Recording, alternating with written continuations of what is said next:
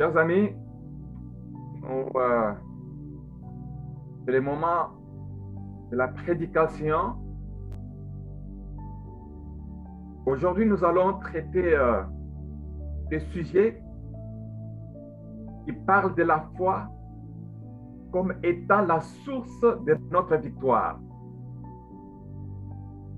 La foi est la source de notre victoire. Lorsque nous parlons de la foi, nous voulons justement parler de l'attitude de l'homme devant Dieu. Devant Dieu, quelle est l'attitude de l'homme? Une attitude négative ou positive? Une attitude de doute ou de confiance? C'est ça la foi. La foi, c'est l'assurance donnée d'être fidèle à la parole de Dieu. La confiance que nous accordons à la parole de Dieu. C'est ça la foi.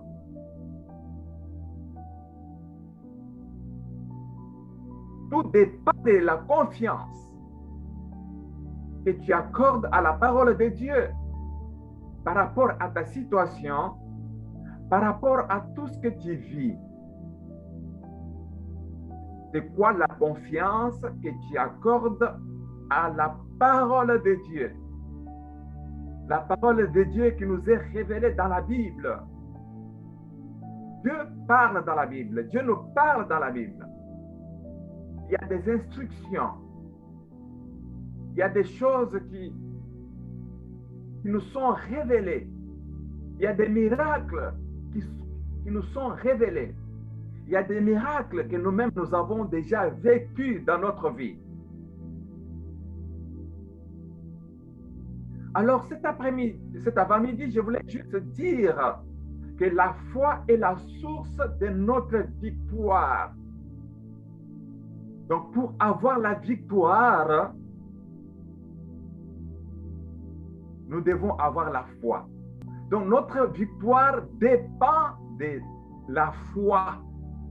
La victoire dépend de la foi.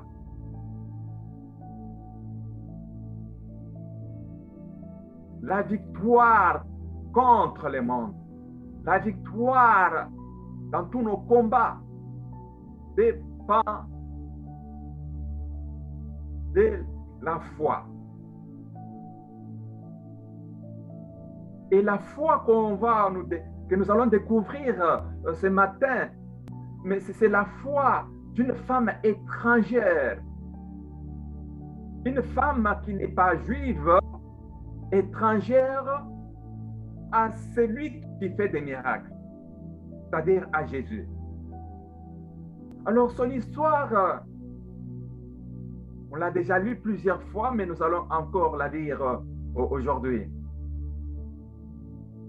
La foi d'une femme étrangère.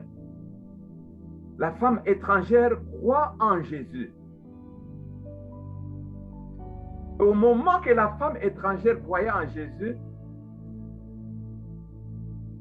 il y avait parmi ses frères, nombreux d'ailleurs, qui ne croyaient pas encore en Jésus. C'est ainsi que Jésus était très touché. Jésus était interpellé par la foi de cette femme et il ne pouvait pas résister. Il ne pouvait pas résister. Parce que la foi ouvre les portes qui étaient fermées. Malgré que cette femme était une femme étrangère, sa porte s'est ouverte et Jésus est entré en scène pour changer l'histoire de sa fille. Nous allons prendre notre Bible dans Matthieu, chapitre 15. Matthieu, chapitre 15, versets 21 à 28. Nous allons lire.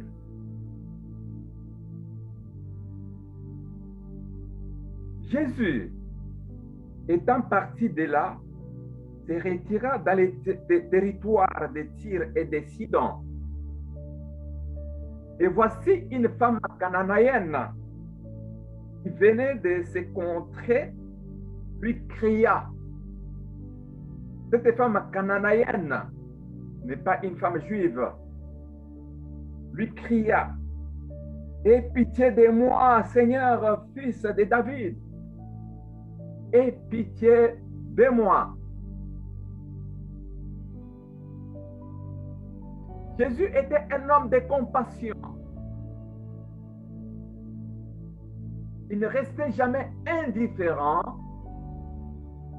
à la souffrance de qui que ce soit. Il compatissait. Autrement dit, il souffrait avec la personne qui souffre. Il entrait dans la souffrance de la personne qui souffre. Laisse-moi te dire que si tu souffres, laisse que le Seigneur entre dans ta vie pour compatir avec toi. Alors cette femme crie, c'est-à-dire prie, il crie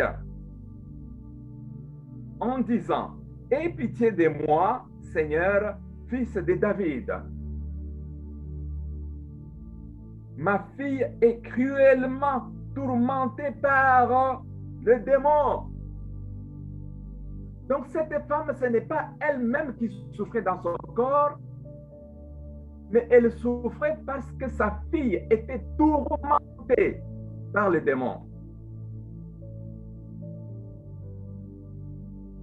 C'est comme quelqu'un, ton histoire est tourmentée par les démons, tes affaires sont tourmentées, les études sont tourmentées. Quand tout le monde réussit, quand tout le monde est à l'école, mais tu vois, tout est tourmenté, rien ne marche. Quand rien ne marche, quand il y a les tourments, sache que ce n'est pas Dieu, c'est le travail des démons. La femme cananéenne, cette étrangère, savait déjà faire la distinction, la part des choses entre le travail des démons et le travail des dieux. C'est ainsi qu'il est allé vers. La parole que nous sommes en train de lire nous dit, elle est allée vers Jésus. Nous allons vers le Seigneur. Trouve un peu de l'amour. Va, allons-y vers le Seigneur. Alors Jésus lui répondit, Jésus ne lui répond pas un mot. Et ses disciples s'approchèrent et lui dirent avec instance,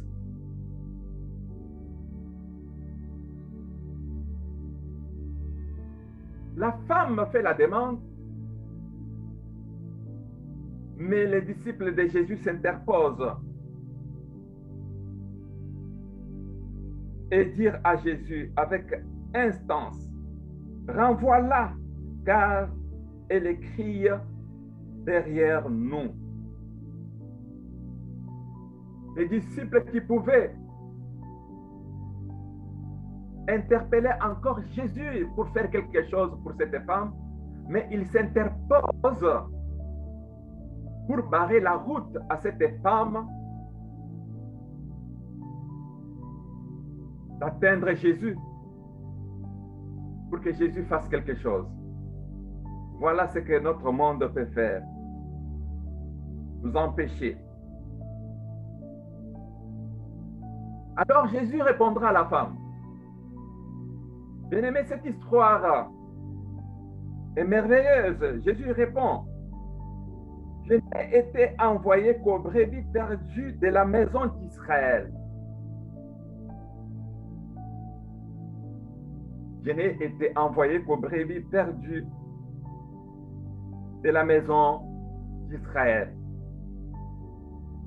Mais comme cette femme connaissait l'histoire, elle savait que réellement que Jésus était envoyé, était un juif, et elle était une femme cananéenne. La femme répondra ceci. La femme ne s'arrêtait pas à la première demande. La première demande qui consistait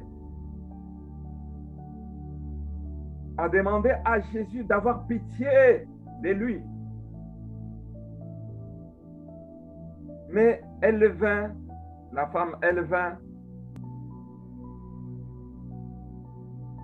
se prosterner devant lui, disant, Seigneur, secours-moi.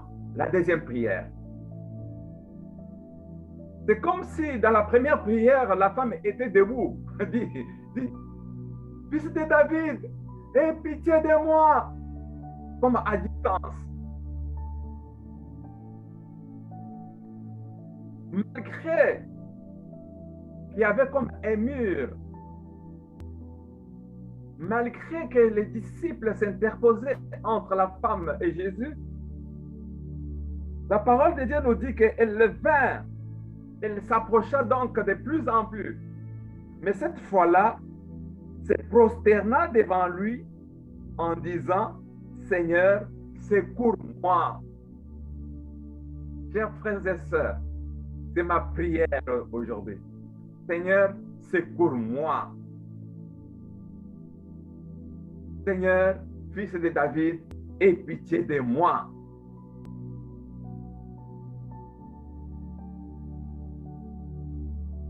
Jésus répondra ceci. Il n'est pas bien de prendre le pain des enfants et de les jeter aux petits chiens. Il n'est pas bon de prendre le pain des enfants et de les jeter aux petits chiens. La femme ne s'est pas fatiguée. Oui, Seigneur, dit-elle, mais les petits chiens mangent les miettes qui tombent de la table de leur maître. Waouh! Quelle insistance! Quelle insistance! Quelle détermination! Alors Jésus lui dit, femme, ta foi est grande. Qu'il te soit fait comme tu veux. Et à l'heure même, sa fille fut guérie. Alléluia. Mes frères et sœurs, je disais que la foi est la source de notre victoire. Dans cette histoire, il s'agit d'une fille tourmentée par le démon.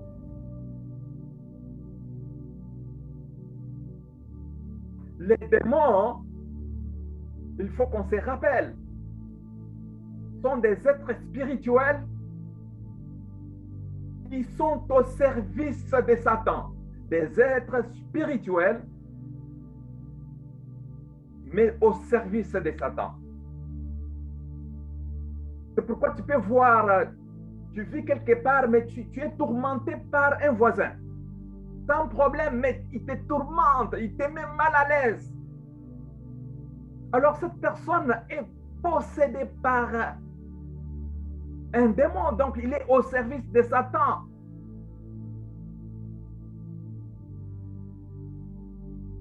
Alors sachant cela, bien-aimé, il est seulement question de prendre des décisions, de s'éloigner. Alors les démons sont des esprits, des émissaires de Satan, des envoyés de Satan. Alors les démons sont capables de s'emparer d'un homme, d'un animal, pour les asservir. Il peut prendre possession de toi pour se servir de toi comme instrument. Mais hélas, La parole de Dieu nous fait découvrir que la puissance d'un démon est limitée. Amen. C'est toujours limité.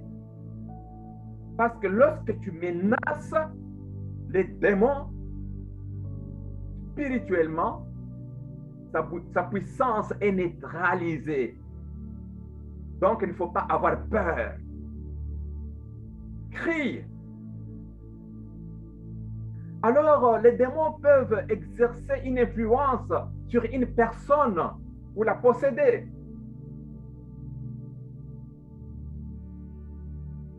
Il y a des démons qui sont violents, méchants. C'est pourquoi nous avons des gens sur cette terre qui sont méchants. Ils sont violents. Caïn était méchant envers son frère.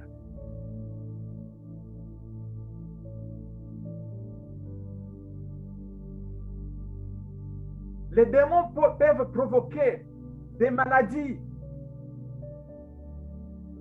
Vous n'avez jamais appris qu'il y a des docteurs, lorsqu'ils examinent une personne, après ils disent non, non, non, on n'a jamais vu des choses comme ça. On ne connaît pas cette maladie. Les docteurs, hein, qui ont beaucoup étudié, qui ont des appareils, qui ont fait des études, mais ils regardent une personne comme ça, ils disent, mais écoute, ta maladie, on ne sait même pas la nommer. Chers frères, les démons provoquent des maladies.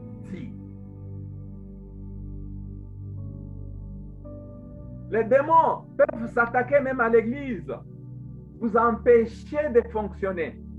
Ils peuvent attaquer même la religion et provoquer l'apostasie dans l'église. L'apostasie veut dire l'abandon de la foi. Tu vois, les chrétiens, ils n'ont plus la foi. Voilà ce que les démons peuvent provoquer. Chers amis, c'est très important. Mais ici, la femme cananéenne, une femme étrangère, elle n'était pas une femme juive. Elle découvre dans sa fille qu'elle a des démons.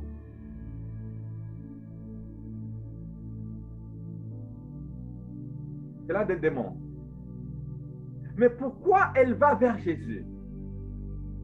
Elle apprenait des choses que Jésus faisait. Elle apprenait comment Jésus manifestait sa supériorité sur les démons. À chaque fois, la femme cananéenne entendait, la femme cananéenne apprenait des témoignages. Et comment Jésus manifestait sa supériorité sur les démons par le seul pouvoir de sa parole. Par le seul pouvoir de sa parole. Alors, je te rappelle aujourd'hui, je rappelle à ma soeur, je rappelle à mon frère que Jésus peut manifester, que Jésus manifeste sa supériorité sur les démons par le seul pouvoir de sa parole.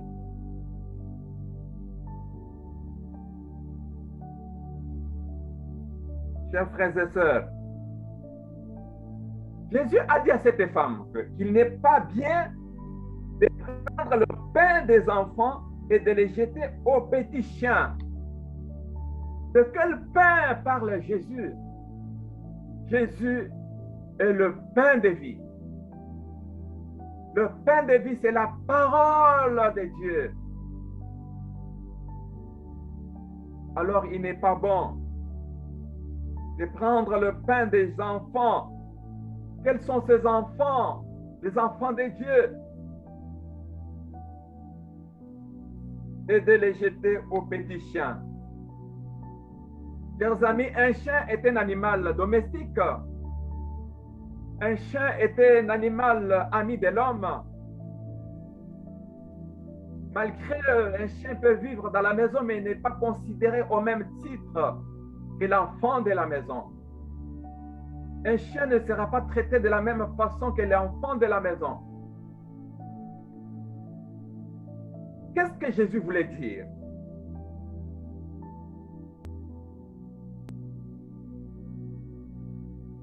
Jésus, en parlant de pain, il voulait parler des privilèges que l'homme peut gaspiller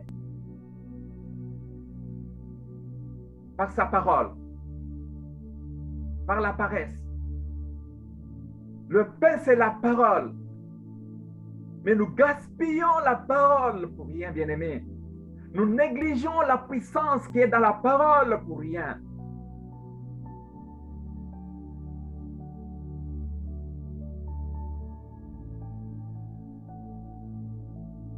Il n'est pas bien de jeter, de prendre le pain des enfants qui ont besoin d'être nourris et de les jeter aux petits chiens.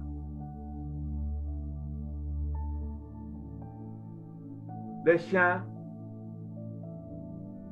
ici c'est le terme de mépris à l'égard de ceux dont le caractère et la conduite ne sont pas purs. La personne qui n'est pas pure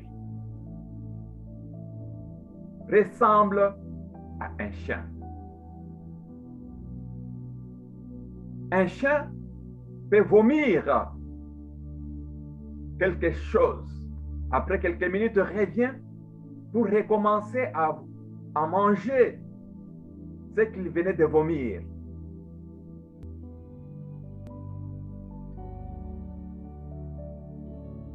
Nous avons des hommes et femmes qui ont cette attitude, qui ont une conduite impure.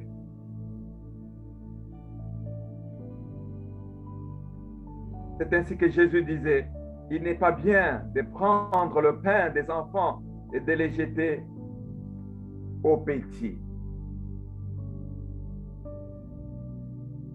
Mais la suite, malgré que Jésus dira cela, mais cette femme, elle était très intelligente. Elle était très, très intelligente.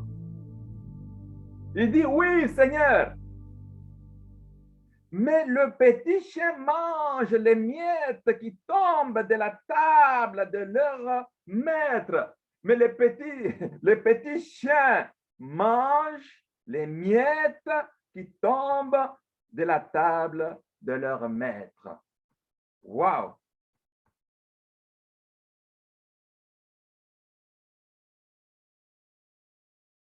La parole de Dieu, la parole qui sort de la bouche de Dieu, petit que soit, a la même puissance,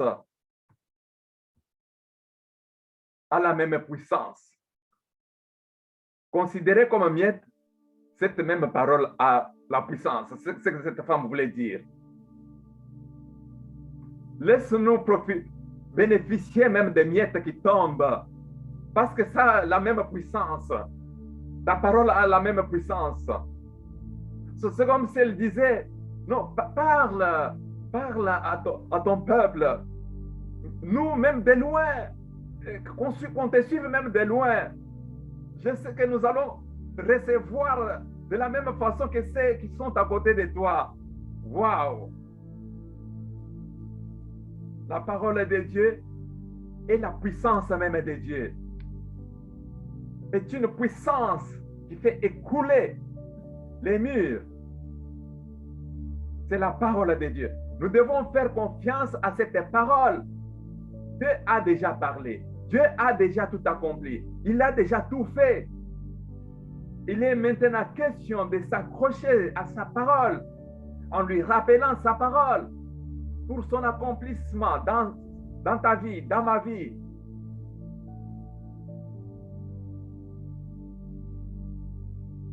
Mes frères et sœurs, la foi, comme nous l'avons toujours dit, apporte la démonstration de ce qui est inaccessible à la raison et au sens, apporte la démonstration.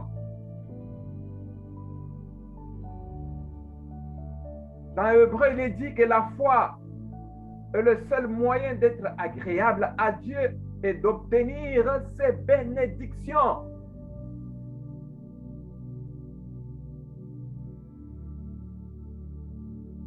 Anne la stérile, était en prière. Anne, la mère de Samuel, était en prière pendant plusieurs années. Sa rivale cherchait de la décourager. Anne pleurait devant le Seigneur. Un jour, le grand prêtre Élie, voyant Anne en prière pendant des heures, il s'approche et dit à Anne, « Hey, tu es ivre ou quoi? Tu as bu? Arrête-moi un peu ton vin et retourne chez toi. » Anne dira, « Non, je ne suis pas ivre. Je n'ai pris ni vin, rien du tout.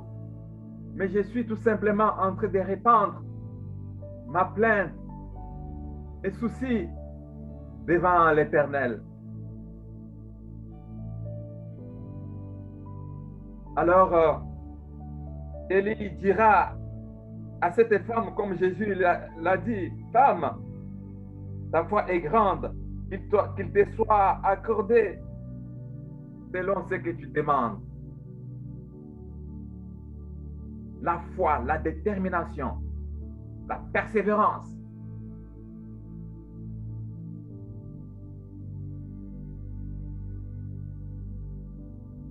Je me contenterai des miettes, dit la femme.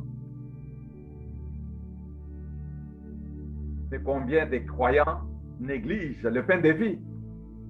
Combien de croyants nous négligeons? Combien de chrétiens gaspillent le pain de vie?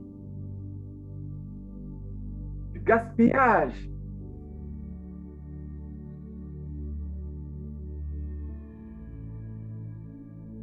Nous gaspillons alors que il y a des gens désespérés. Des gens désespérés, ils cherchent même à avoir ces miettes pour obtenir la vie.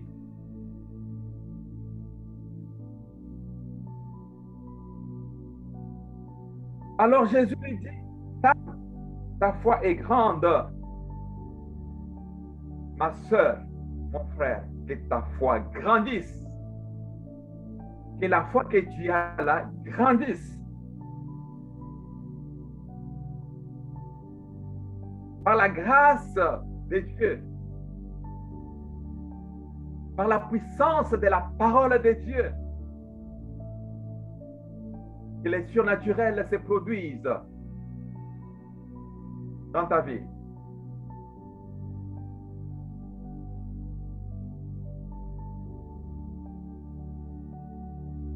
Je voulais terminer ce message en rappelant l'histoire de l'officier, le centurion.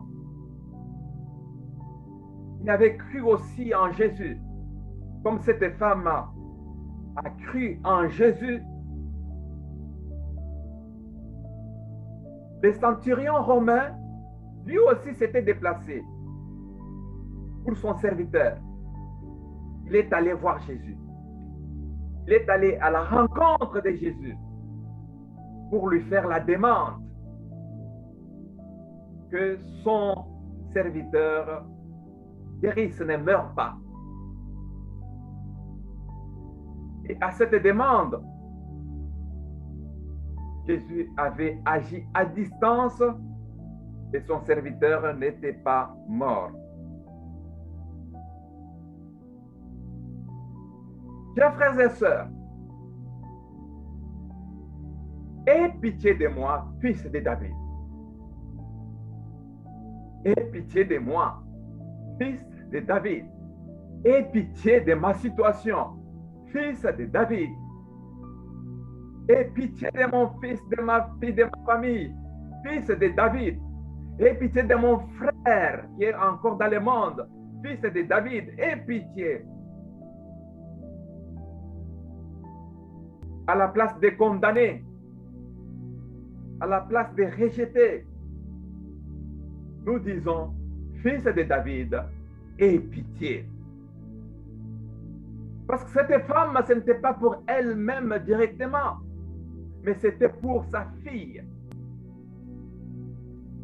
Quelle est cette personne de ton entourage qui est tourmentée par les démons? Oh! Jésus, fils de David, aie pitié, aie pitié.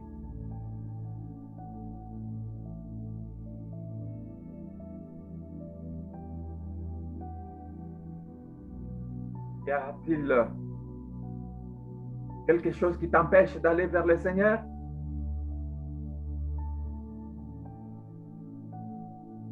Dans ce monde, il y aura toujours l'opposition. Les gens s'opposeront toujours. Le système. Ça fait combien de temps que nous sommes à la maison en ligne? Les systèmes de ce monde qui ont provoqué une maladie. Et nous sommes tous affectés. Les entreprises, les églises.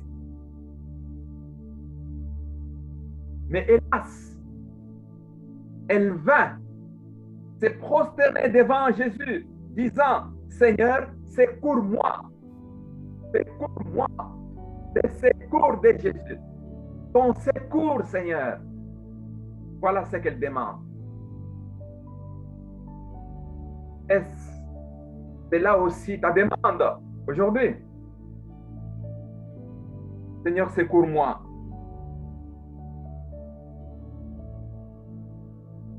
Chers frères et sœurs, cette femme qui était une étrangère connaissait déjà la puissance de la parole qui sort de la bouche de Jésus.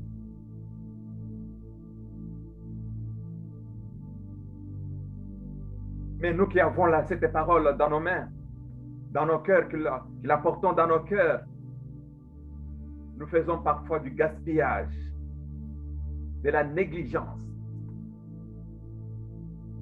Nous négligeons, nous gaspillons. Je vous invite à revenir à la parole de Dieu, à la proclamer. Je vous invite à prier avec la parole de Dieu. Je vous invite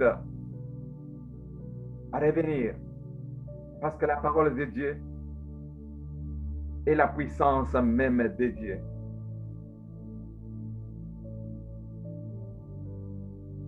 Et la grâce et la paix du Seigneur soient avec vous tous. Au nom de Jésus. Amen.